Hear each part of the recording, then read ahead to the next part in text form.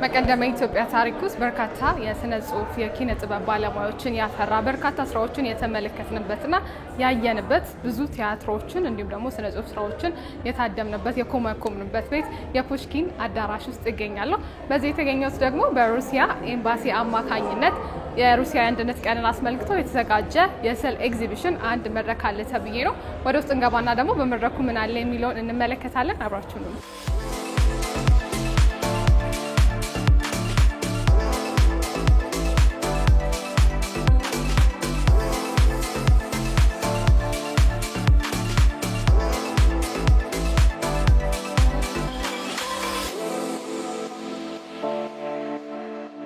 Mr. Ambassador, I'm very glad to meet you.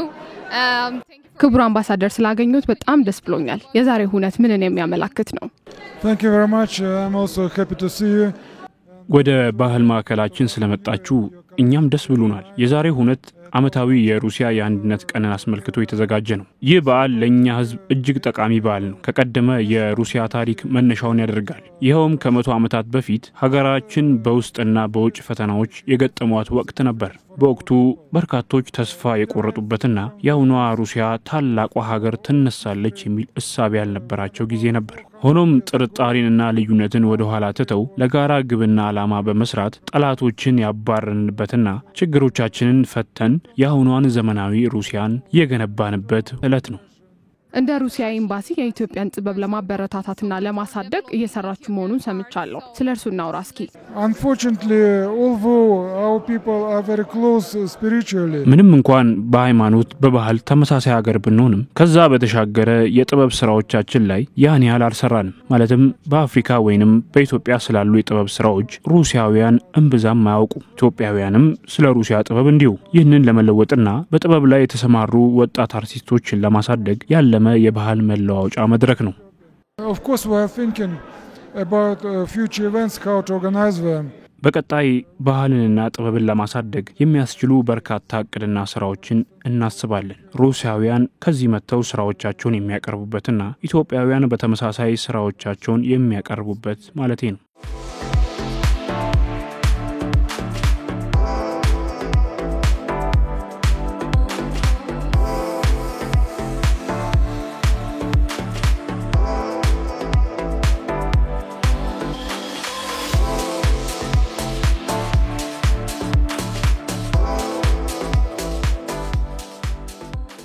የሩሲያ አንድነት ቀንን አስመልክቶ የተዘጋጀ የስዕል ኤግዚቢሽን ላይ በዚህ በሩሲያ የሳይንስና የባህል አዳራሽ ውስጥ ወይም ፑሽኪን አዳራሽ ተብሎ በተለምዶ የሚታወቀው ቦታ ላይ እንገኛለን። ኤግዚቢሽኑን አስመልክቶ ደግሞ ከአንድ እንግዳ ጋር ቆይታ ላደርግ ነው። Thank you so much for your time, sir. You're more than welcome. Could you please introduce yourself for my audience? So my name is Ilya. In Ethiopian, it's easy to remember that it's the same name, Ilyas, like a prophet. So I'm employee of the Russian embassy in Addis Ababa. እስኪ ስለ ዛሬው ሁነትና ዓላማ እናውራ። የሩሲያውያን የአንድነት ቀንን እያከበርን እንገኛለን። ይህም ለአንድነትና ለሉዓላዊነት የተከፈለ መስዋዕትነትን የምናስብበት ቀን ነው። የስዕል ስራዎቹ መቅረባቸው በዚህ ስፍራ ከምታከብሩት ዕለት ጋር የሚያገናኘው ነገር ይኖር ይሆን? እየተዘዋወርሽ የስዕል ስራዎችን ስትመለከቺ አብዛኞቹ አንድነትን በልዩነት ውስጥ ያለ ጠንካራ ኃይልና ውበትን የሚያሳዩ ናቸው። በጥቅሉ አሁንን ወደፊት ያሳያሉ። በኢትዮጵያና በሩሲያ መካከል ያለውን አንድነት ከማጎልበት አንፃር እንደዚህ አይነት ሁነት መዘጋጀቱ ጠቀሜታው ምንድነው? በአገሪቱ መካከል ያለውን ትብብር ለማሳደግና ለማዳመር በርካታ ስራዎች እየተሰሩ ነው። ሰምተሽ ከሆነ በተለይም የባህልና የጥበብ ስራዎችን እርስ በርስ ለመለዋወጥና ለመተዋወቅ ስራዎች እየተሰሩ ነው። ይህም አንድነትን ለማጎልበት በርካታ ጠቀሜታዎች አሉት።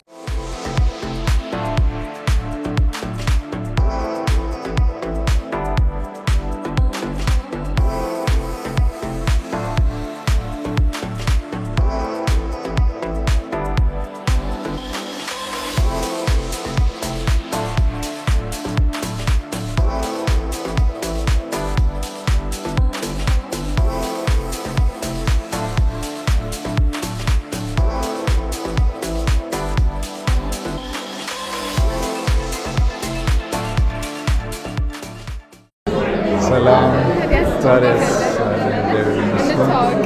ጸጋጽዮን ይባላል። የስነ ጥበብ ባለሙያ ወይም ሰዓሊ። ስዕል ስራዎች ባለቤት አንተ ነህ? Yes, sir. Yeah. Oh, የኔ ስራዎች የሚያጠነጥኑት የአፍሪካዊ ወይም ኢትዮጵያዊ ማንነት ላይ ያላቸው ባህል ያላቸው ታሪክ ላይ የሚያጠነጥኑ በኢንዲቪጁዋል ወይም በግል ሆነው ግን አንድነትን የሚያወዱ ምክንያቱም አንድነትን ብዙ ጊዜ ስናስበው በብዙ በመሆን የሚገለጥ ነው። ግን እኔ ኢንዲቪጁዋል በሆነ መልኩ ወይም አንድ በሆነ መልኩ ለመግለጽ የሞከርኩት ይህ ስል ለምሳሌ የአፍሪካ ወይም የኢትዮጵያን ፕሬዘንት የሚያደርግበት የባህልን የሌሎች ታሪካዊ ትውፊቶች አሉት እና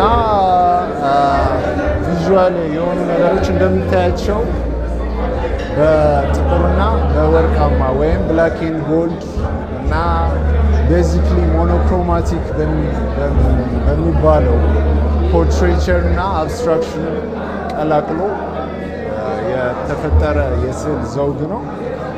የሰው ምስል ፊታችን ብዙ ነገር ይናገራል እና ከዛ ነው ኢንስፓይሬሽን የተነሳው ከማያቸው ነገሮች ካለፍኩባቸው ነገሮች ፊቶችን ወስጄ የሚሰራው እና ብላክ ኤንድ ጎልድ የተጠቀምኩበት ብላኩ በጣም ዴፕዝን ወይም ጥልቀትን የአንድን ያለውን ጥልቀት ይገልጽልኛል ብዬ ጎልዱ ደግሞ ያለንን ሮያል የሆነ ወይም ንጉሳዊ የሆነ ኢትዮጵያዊ ማንነትን ይገልጻል ብዬ ነው እና የአይነት ስዕሎችን በተለየ ነገር የተጠቀምበት ምክንያት ያው ብዙ ጊዜ ስነ ጥበብ ላይ ወይም ስነ ስዕል ላይ ሞር ሴትን የሆነ አርቲስቲካል የሆነ ኤሌመንቶች አሏት። አሁን አንቺ እንደማይሽ እኔ መስታወት ቢኖር አሁን ራሴ ነው ሞር ትመቻለች ከቅርጽ አንፃር ከብዙ አንግል ለመግለጥ ብዙ ግን ወንድ ሳብጀክቶችም አሉ ሌሎች ስራዎች ላይ ለምናየው የመሳል ተስፋ አለኝ ማለት ነው። ኦፍ ኮርስ yes መልካም ዛሬ ተገናኘን በሩሲያ ኤግዚቢሽን ሴንተር ላይ ነው እና እንደዚህ አይነት ኤግዚቢሽን ለአዛን አርቲስት ምን ይጠቅማል ብለህ ታስባለህ? ቆንጆ ነው። አሁን ለምሳሌ ሳሊ የሚፈልግ የሆነ ቲኔጀር ይኖራል፣ ታዳጊ የሆነ ወጣት ይኖራል። ለሱ የሆነ ኢንስፓይሬሽን ከመስጠት አንጻር ከባህልም ከሂስትሪም ደግሞ እርስ በርስ የመለዋወጥ ነገር አንጻር ቆንጆ ነው።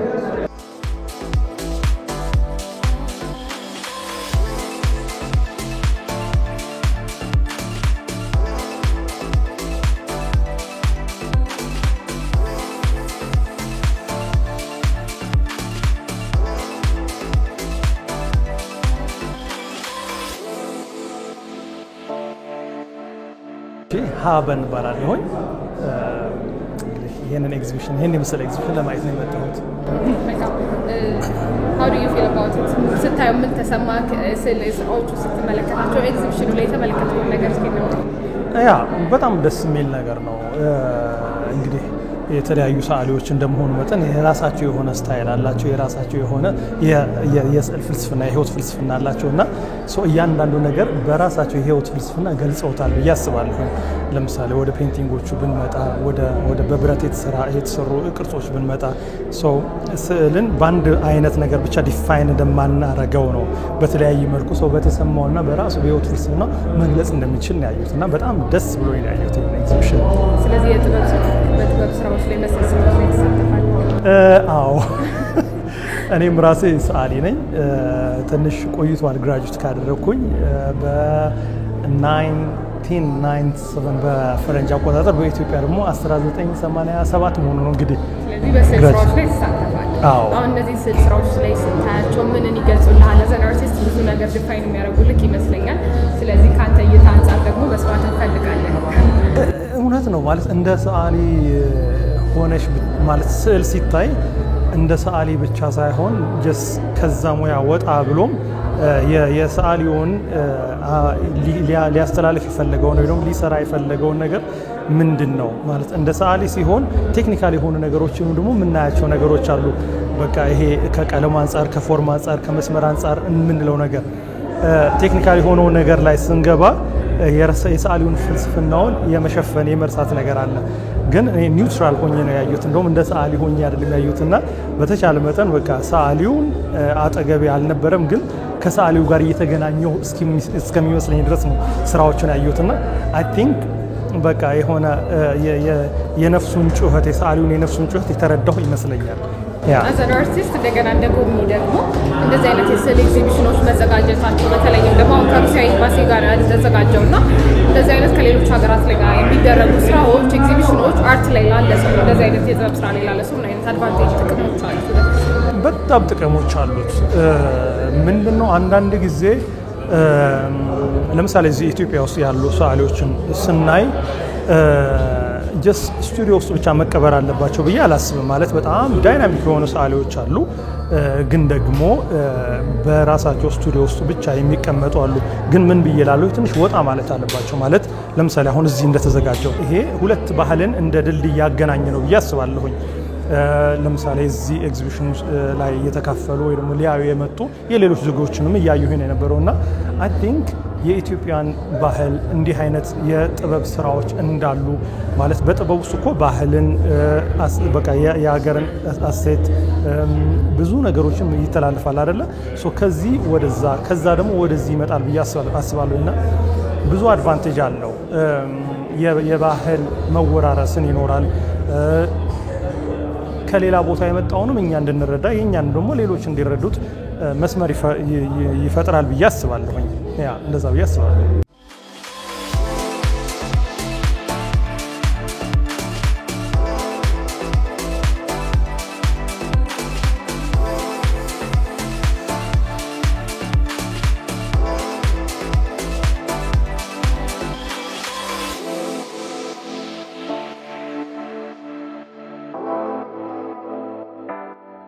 ስላገኘሽ ደስ ብሎኛል። ስምሽን እንታወቅ?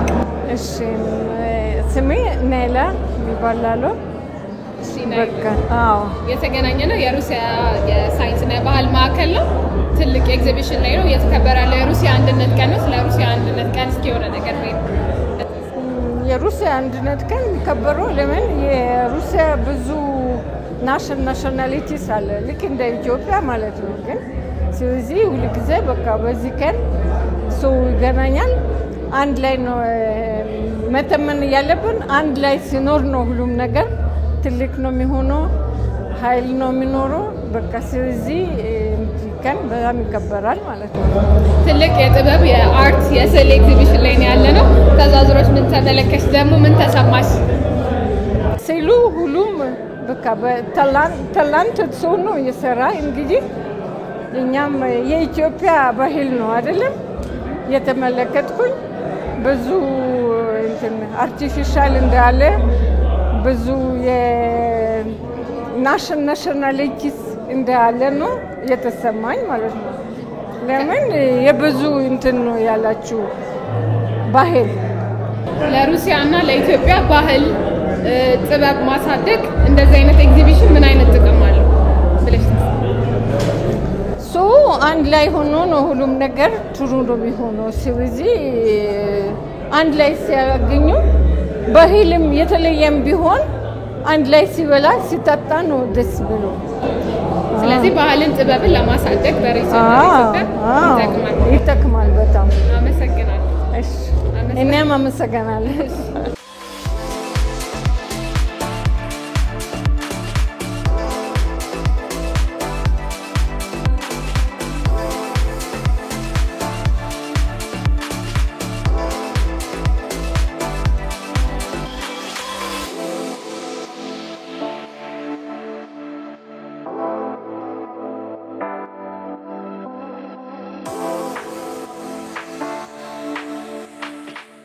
ተስፋዬ ጋሽ እባላለሁኝ።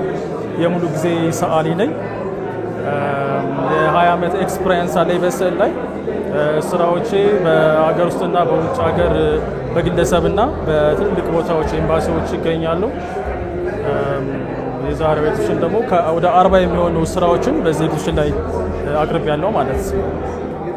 እንደዚህ አይነት ኤግዚቢሽን መዘጋጀት ምን አይነት ቤነፊት አለው ብለህ ታስባለህ? አዝ አን አርቲስት አርትን ከማሳደግ አንፃር ይሄ ትልቅ ኤግዚቢሽን የሚባል ነው። ይሄ የመጀመሪያ ኤግዚቢሽን ነው በኤግዚቢሽን ደረጃ እና ህብረተሰቡ ለስዕል ያለው አመለካከት እንዲያድግ አንደኛው ትልቁ ነገር ማለት ነው እና ስዕልን ሰው ቢያይ ከማህበራዊ ሆነ ሶሻል ላይፋችን የሚያሳይ ስለሆነ ለህብረተሰቡ ትልቅ ጠቀሜታ አለው። ስዕሎቹ በአብዛኛው ጊዜ ምንድነው የሚባሉት? ምንድነው ኢንስፓየር የሚያደርግ ለመሳል? ስዕሎቹ ሴሚ አብስትራክት ኤክስፕሬሽን ያላቸው በትራዲሽናል ሲምቦሊክ የሆኑ ነገሮችን አስገባለሁ ስራዎች ላይና አብዛኛዎቹን የቀን ከቀን የህይወት እንቅስቃሴ ያላቸው ስዕሎች ናቸው። አብስትራክት ኤክስፕሬሽን ያላቸው እና ባህላዊ ይዘት ያላቸው ስዕሎች ናቸው። በስዕል ማስተላለፍ የምትፈልገው ሀሳብ ምንድን ነው? ዛሬ ተይዘህ የቀረብካቸውስ ምንድን ነው የሚገልጹት? ሰው ያለውን ፍቅር፣ አንድነትን፣ ማህበራዊነትን አብዛኞቹ ስዕል ካየሻቸው አብሮነትን የሚያሳዩ ስዕሎች ናቸው እና በህብረት የሚሰሩ ነገሮች ፍቅርን የሚገልጹ ስራዎች ናቸውና ያን ለማስተላለፍ ነው በስራዎች ላይ። የመጀመሪያ ኤግዚቢሽን ነው ስላልኩ በቀጣይ ምን እንጠብቅ? በቀጣይ ሌላ ኤግዚቢሽን ነው እንግዲህ የግል ማለት ነው። በግል ሰፋ ያለ ብዙ የግሩፕ ኤግዚቢሽኖችን አድርጌያለሁ በአገር ውስጥና በውጭ ሀገር አድርጌያለሁ። ግን ይሄ የመጀመሪያ ሶሎ ኤግዚቢሽን ነው፣ ይቀጥላል ማለት ነው።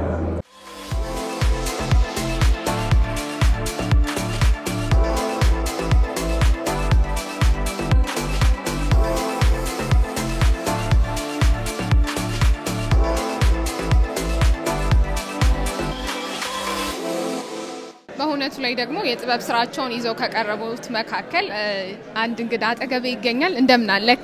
እግዚአብሔር ይመስገን ደህና። ስለተዋወቅን በጣም ደስ ብሎኛል። ለተመልካቾች ግን ራስህን አስተዋውቂያውን ቀድሜ ስለተዋወቅኩ ብዬ። እሺ፣ እኔ አሜን ባደግ እባላለሁ። ያው ሜታል አርቲስት ነኝ። ስራዎችም እነዚህ በሙሉ ከዚህ መልስ ያሉት እኛ የሰራናቸው ወይ እኔ የሰራሁት ስራ ነው። የምሰራውም ከተለያየ ሪታየር ካረጉ ወይም ጊዜያቸው ካበቃላቸው የብረት እቃዎች ነው የምሰራው። እንደምታዩቸው አብዛኛውን እንስሳቶች ናቸው።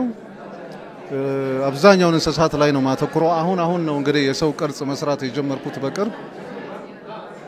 እንስሳት ላይ ያተኮርኩበትም ዋና ምክንያት የነበርኩበት አካባቢ ወይም የትውልድ ቦታዬ እንስሳቶች ይበዛሉ።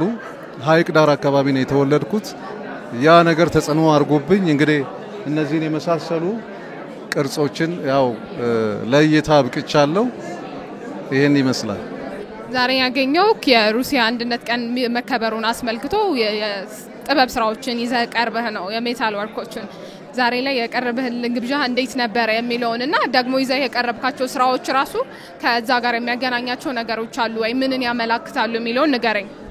ዛሬ እንግዲህ በዚህ ካልቸራል ሴንተር ስጋበዝ የመጀመሪያዬ ነው። ያለኝን ስኪል ይዤ ነው የቀረብኩት። እንግዲህ ለወደፊት ኢትዮጵያንና ራሻን መንግስት አንድ የሚያደርግ ወይም ራሻን አንድ የሚያደርግ የጥበብ ስራ ይዤ ቀርባለሁ ብዬ አስቤያለሁ። ለዛሬ ግን ጥበብን ብቻ ማሳየት ስለሆነ ይዣቸው የቀረብኳቸው እንግዲህ በደንብ ጥሩ ፊድባክ አግኝተዋል። እንዴት ነው የምትሰራው? አንዱን ለመስራት ምን ያህል ጊዜ ይፈጅብሃልና መሰል ነገሮች? ስራው ያው ከልጅነቴ ጀምሮ ብዙ ነገር ነካካ ነበር። የሽቦ መኪና ብቲ፣ የእንጨት ስራዎች፣ ብረት፣ ድንጋይ ቀርጽ ነበር። ሀይቅ ዳር እየሄድን ብዙ ስራዎችን እንሰራለን። ከዛ የተጀመረ ስራ ነው እንግዲህ አድጎ ያው አሁን ላይ ሙሉ ጊዜን ሰጥቼ ወደዚህ ስራ ውስጥ የገባሁት። ያው እኔ ራሴን በራሴ ያስተማርኩ አርቲስት ነኝ። አርት ስኩል አልገባው ወይ በእንግሊዘኛ ሰልፍ ቶት አርቲስት ነኝ። እንግዲህ ይሄ ጅማሬ ነው። ፍጻሜው ደግሞ ትልቅ ይሆናል ብለን እናስባለን።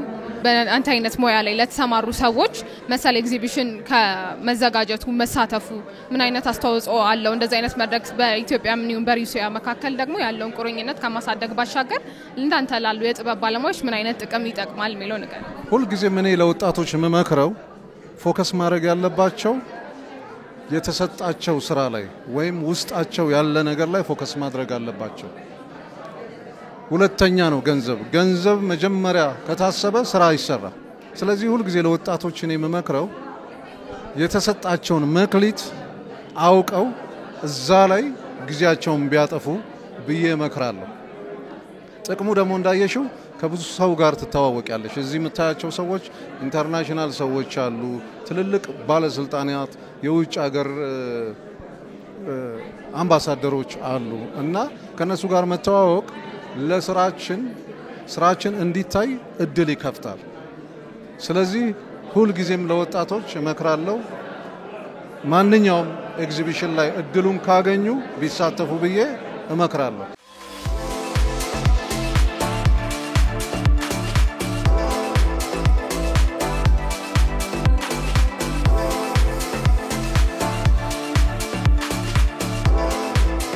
የሩሲያ የአንድነት ቀንን አስመልክቶ በዚህ በሩሲያ የሳይንስና የባህል ማዕከል ወይም ደግሞ ፑሽኪን አዳራሽ በተዘጋጀ የስዕል ኤግዚቢሽን ላይ የነበረን ቆይታ ይህንን ይመስል ነበረ። አብራችሁን ስለቆያችሁ እናመሰግናለን። ቀሪ ኤንቢሲ ፕሮግራሞች ይቀጥላሉ። መልካም ጊዜ።